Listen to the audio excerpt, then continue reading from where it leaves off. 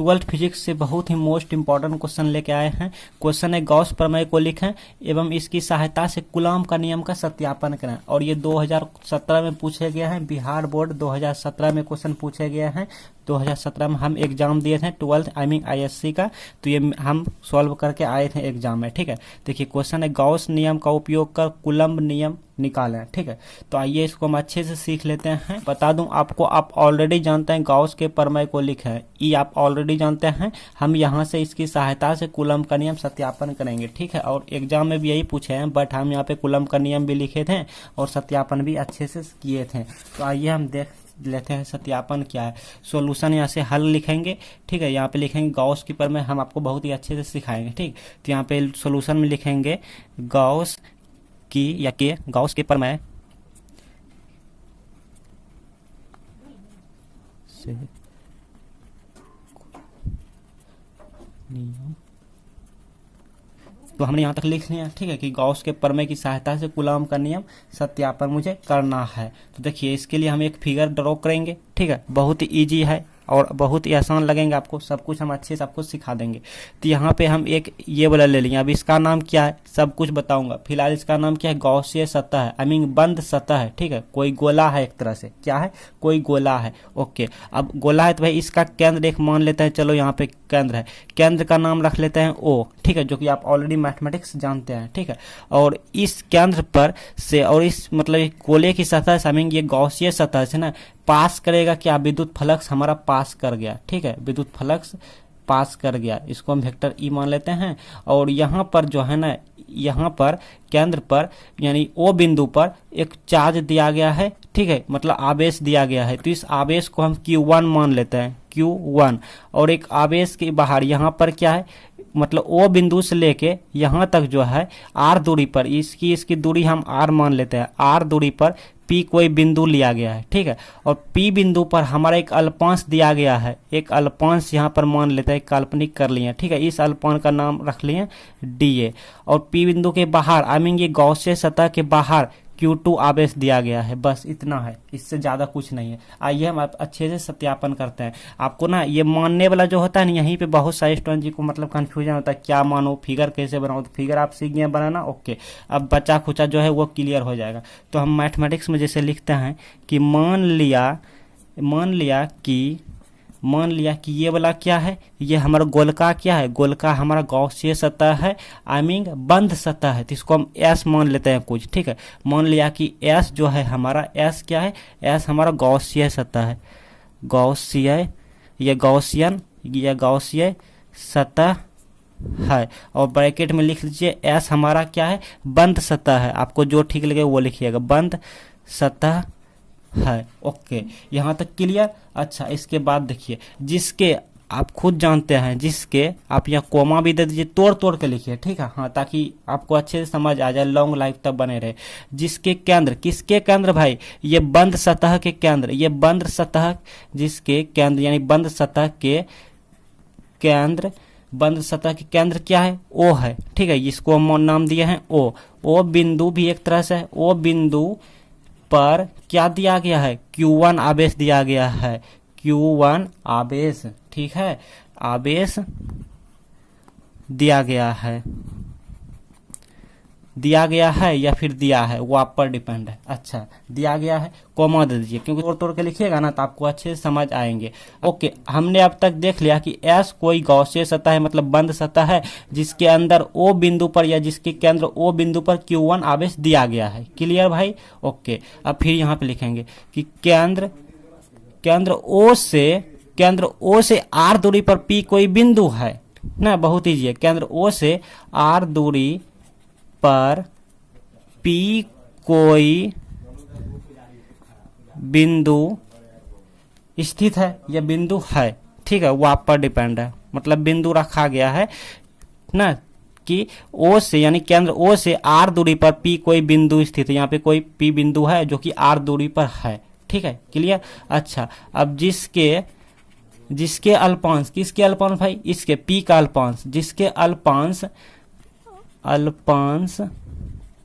अल्पांश dA है ना, इसके अल्पांश क्या है, ये वाला dA है, तो ये वाला dA है, dA है, बस तोड़ तोड़ के लिखिए एकदम अपना मन से, किताबी भाषा को भूल जाइए, अपना मन से डीए है। चलिए कोमा दे दीजिए फिर। अच्छा केंद्र और कुछ है, हाँ क्या है, अब तक हमने क्या क्या लिख लिया, अब तक हमने लिखा कि एस कोई गॉसियस सतह है, अच्छा जिसके अंदर केंद्र ओ पर Q1 आवेश दिया गया है, क्लियर। फिर केंद्र ओ से R दूरी पर P कोई बिंदु है, और मतलब P पर अल्पांश क्या है, यानी P का अल्पांश क्या है, DA है। यहाँ तक क्लियर। अब रहा इसका काम, बाहर वाला का काम, तो अब लिखेंगे केंद्र O से बाहर, केंद्र O से या बिंदु O से बाहर, बिंदु O से बाहर Q2 आवेश स्थित है या फिर है, वो आप पर डिपेंड है। ठीक क्लियर, बस इतना ही था। बस अब आ जाइए यहाँ पर।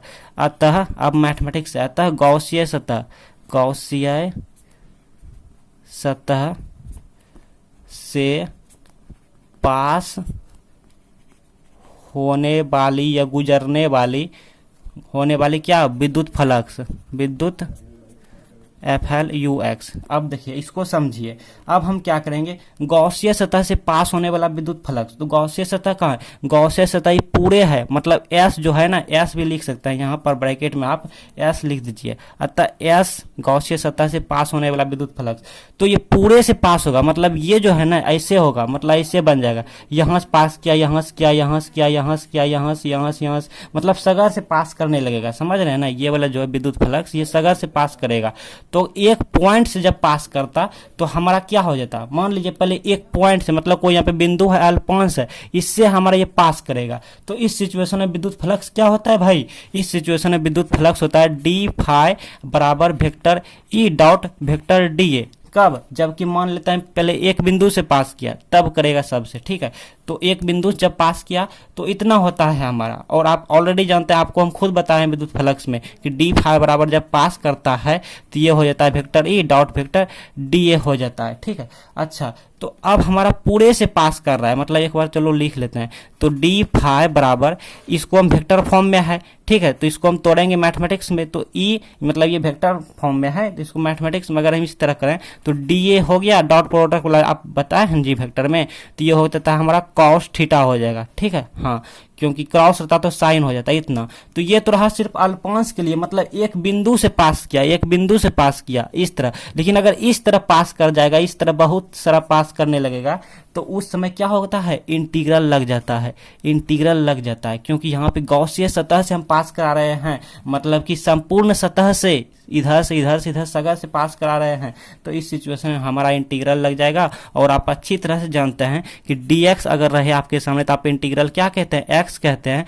तो यहाँ पे x की जगह पे फाई है, तो ये हो गया हमारा फाई इक्वल टू, यहाँ पे हमारा d किस में, देखिए d जिसमें लगा है तो d एक है हमारा, बाकी ये दोनों एक है, तो ये दोनों कांस्टेंट हो जाएगा, तो e इंटू कॉस थीटा हो जाएगा, और इस तरह इंटीग्रल dA हो गया, ये हमारा कांस्टेंट बाहर आ गया, तो ये मिल गया हमको फाई बराबर e इंटू कॉस थीटा, और ये मिल गया हमको ए। अब ए क्या है, यहाँ पर ध्यान दीजिए, ए क्या है, ए हमारा क्षेत्रफल का काम कर रहा है, ठीक है, ये हमारा क्षेत्रफल है। तो ये क्या है, ये एक तरह से गोला है, ठीक है, क्या है, गोला का काम कर रहा है। तो गोले का क्षेत्रफल क्या होता है भाई, 4 पाई आर स्क्वायर होता है। आप यहाँ पे लिखिए गोले का क्षेत्रफल 4 पाई आर स्क्वायर होता है, ठीक है। तो ये तो हो गया 4 पाई आर स्क्वायर, लेकिन ये फाई हमारा क्या है, फाई हमारा क्या काम कर रहा है, यहाँ पे हम गॉस की प्रमेय की सहायता से कूलम का नियम निकाल रहे हैं जी। तो गॉस का प्रमेय से फाई का वैल्यू हम आपको बताए थे क्या होता है क्यू बटे नॉट एप्सिलॉन, ठीक है, क्या होता है क्यू बटे नॉट एप्सिलॉन। तो हो जाएगा अब क्यू बटे नॉट एप्सिलॉन, लेकिन यहाँ पे क्यू की जगह पे Q1 होगा, क्यों होगा Q1 क्यों होगा, क्योंकि यहाँ देखिए, आप यहाँ देखिए कि हम यहाँ पर जब गॉस प्रमेय बता रहे थे तो वहाँ पर हम Q आवेश दिया करते थे पॉइंट पे, ठीक है, Q आवेश देते थे ओनली। तो यही वाला Q बटे नॉट एप्सिलॉन होता था, लेकिन Q की जगह पे Q1 है, यहाँ पे Q1 है, समझ में आया जी। गॉस ये सतह कहते हैं ना कि Q का 1 बटे नॉट एप्सिलॉन होता है, तो यही Q का 1 बटे नॉट एप्सिलॉन गुना होता है, तो यही Q की जगह पे यहाँ पे Q1 है, तो यहाँ पे हम Q1 ले लेंगे, यहाँ पे Q1 ले लिए। अब बटे E इंटू सॉरी बराबर E इंटू कॉस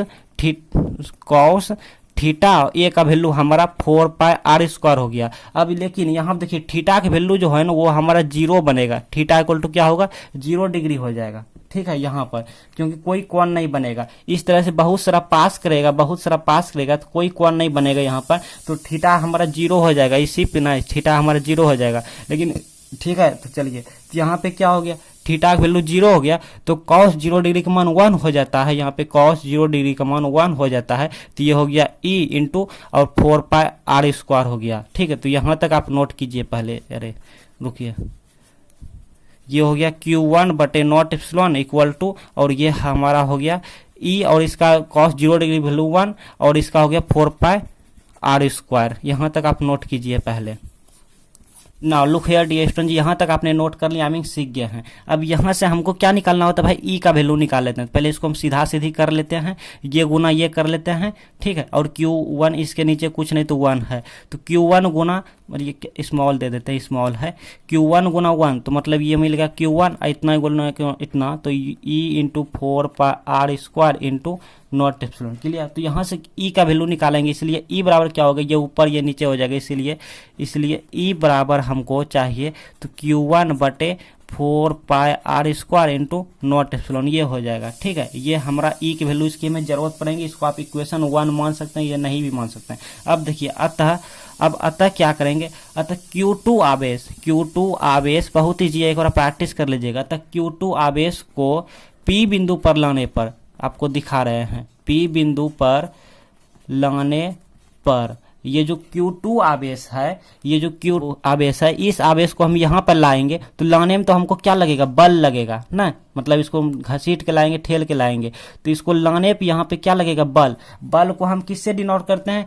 F से डिनोट करते हैं। और आपको हम विद्युत तीव्रता में बताए थे कि बल बराबर क्या होता है, Q इंटू ई होता है, Q इंटू ई। तो यहाँ पे Q का वैल्यू हमारा क्या है, Q2 है, Q का वैल्यू Q2 है और E तो ही है, ये है, तो ये मिल गया F इक्वल टू, और ये Q2 है और E का मान यही वाला है, E का मान ये वाला है इक्वेशन 1 से। तो यहाँ पे रखेंगे Q1/4πr² इंटू नॉट एप्सिलॉन। यही हमारा कूलम्स लॉ है। इसको अच्छे से लिख देते हैं कि F बराबर, इसको अच्छे से लिख दूं, मतलब 1/4π not epsilon into Q1 into Q2/r²। आप समझिए तो थोड़ा देखिए, आप समझिए, यही हमारा कूलम्स लॉ। क्या हमने किया, 1/4π नॉट एप्सिलॉन इधर कर लिया और यहाँ पे r² रहने दिया और इनको यहाँ कर लिया। आई थिंक आप समझ गए होंगे, ध्यान से देखिए, यही हमारा कूलम्स लॉ है जो कि प्रूफ हो गया। एग्जाम में आप यहाँ तक जरूर सॉल्व करें, आपको 5 अंक देने से कोई नहीं रोक सकता। आप 5 अंक लेने के लिए आप एलिजिबल हो गए हैं।